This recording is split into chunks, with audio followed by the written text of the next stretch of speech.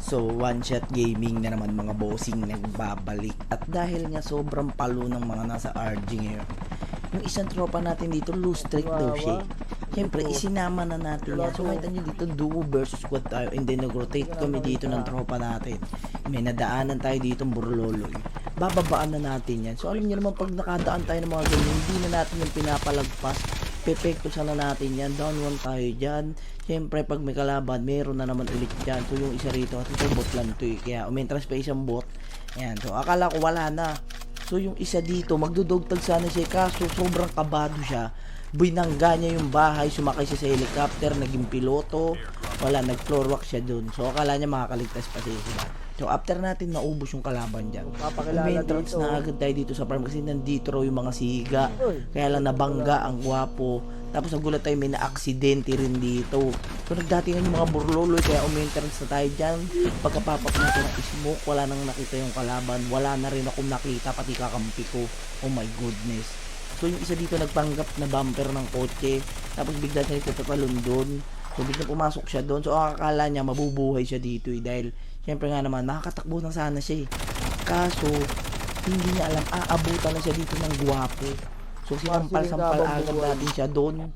So, pagkadali natin, meron na namang dumating dito mga kampo ni San Pedro. So, syempre, pag may bago, uubusin na naman natin yan. Tapos, nagulat tayo isa dito, may sneaky play.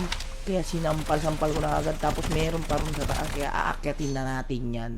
Hindi na natin patatagalin. Aakyatin natin yan dyan. So, ang akala ng kalaban dito, tatakbo na kami. Hindi nila alam. Kami yung siga ngayon dito. Diba? So, nakita nyo naman, pagpasok ng kalaban, hindi man lang tumagal ng 3 segundo. Tapos yung last guy dito, wala na. Sabi ko nga sa inyo, pag last guy, kabado yan. Hindi yung ginagawa ng last guy, mag-marcelin siya dito. O, ayan, mag-marcelin ka sa lobby, 3 kayo. Diba? Napakita nyo, napaka-basic. Tapos may umentrance na naman, kaya pinektusan na natin yan. Walang kahirap-hirap. Sabi ko nga sa inyo, pag hindi ka ma-stress sa paglalaro, napaka-basic lang ng laro. Diba? O, nakita nyo naman, pag entrance natin kanina, ubos ang mga dudong. Diba? Pinabalik natin sila sa lahat dyan sa lobby. Walang kahirap-hirap. So, dito pagpunta namin dito sa upgrade, mag-arsenal na sana kami, kaso may footstep. So, may umi-sneaky play na naman, kaya pinektusan na natin yan. Yung kasama natin, bahala na siya sa buhay niya dyan. Di, joke lang. Siyempre, pinipresis treatment natin yan eh, di ba? Binibigay natin lahat ng pangangailangan. So, pag-push namin, dahil na-collapse na yung zone, meron ditong sniper, hindi niya alam siya yung susumpitin natin. Kaya pinektusan natin yan. So, akala niya mabubuhay siya eh. Pagkadali natin doon, meron na naman dito. May nagpo-floor wax, kaya tutuluyan na natin yan. So, pagkaubos natin dyan, syempre, entrance na naman yung pogi. So, dito pagpasok namin, daan na kami ditong lamok. So, pag shockwave niya, yung lamok yung tumalsik. Tapos yung kasama nating KS. So, dito tamang loot tayo. Akala ko wala na eh. Tapos bigla may lumabas dito na burloloy. Kaya pinektusan natin, sinampal-sampal natin ng mythic yan. So, dito pag-push natin, akala ko wala na eh. Yung isa dito, ang bilis mag-marshilin.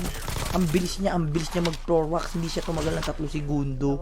Piniktusan natin siya doon. So, meron sa high ground, meron pa sa front. Siyempre, may ipagtutukan tayo. Yung isa rito, parang YouTube ads, napakabilis na wala. So, nag-flank na tayo dyan, nagpapap tayo ng smoke. So, siyempre, nasa high ground yung kalaban. Iikutan natin dyan. Ganun tayo kalupit. So, may kabagbagan siya rito, kaya sasaw-saw na yung gwapo. Pinektusan natin yung isa. So, nagbaba siya ng medic dito, pero bali wala. Sabi ko nga sa inyo, yung bala ng barrel ko, parang may magnet. Yung kalaban hindi man lang tumatagal ng 3 segundo. So, dito, 3 teams na lang. So, dito mga bot na lang ito eh. Kaya, ibibigay ko na lang sana sa kampi ko yung kill. Kaso wala, ang bagal niya naman kasi. So, syempre, bilang gwapo, tatapusin na natin, mamimigay na tayo ng panalo dahil loose streak yung kasama natin. Kaya, tinapos na natin ng ganong kadali. Diba? Sabi ko nga sa inyo, pag nagko-codin kayo, huwag kayo may stress. Tuloy-tuloy lang. Dapat yung kalaban yung na-stress sa inyo, hindi kayo yung na-stress sa kanila. Diba? Napaka-basic ng laro.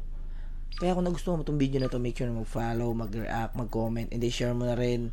And then kung gusto mo sumali, and then magkabang ka sa live, and then every Sunday yon viewers game. So yun lang, kita-kits tayo susunod na video. Bye-bye!